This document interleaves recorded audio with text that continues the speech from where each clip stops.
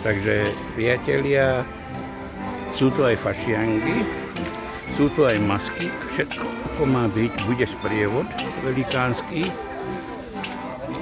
Takže zatiaľ aspoň takéto masky, tie krásne koníky. Ešte chvíľočku.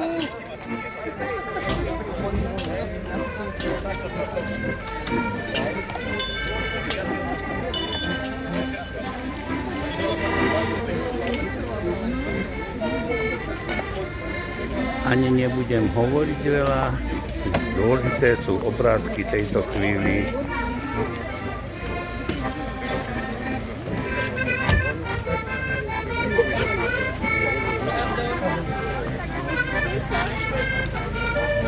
Takže ako vidíte, majú aj poživeň, je tu veselo.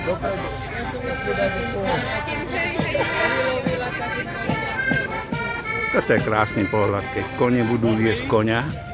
Dobre, môžeme. Takže idú sa previesť.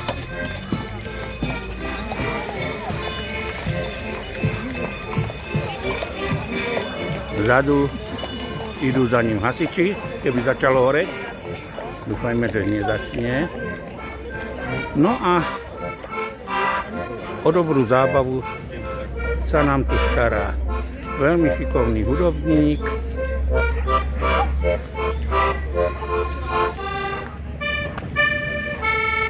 Takže, priatelia fašiangy, aké majú byť? Prasiatko už sa mi zdá, že je hore na trojnožke. Dúfam, že Olinka už o tom bude mať natočené. Pozrieme sa ešte raz tam a ukončíme druhé video.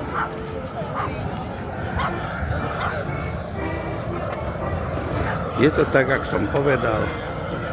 Prasiatko je už vytiahnuté na trojnožke, dočisťuje sa a za chvíľu ho začnú rozoberať. Takže zatiaľ, čaute.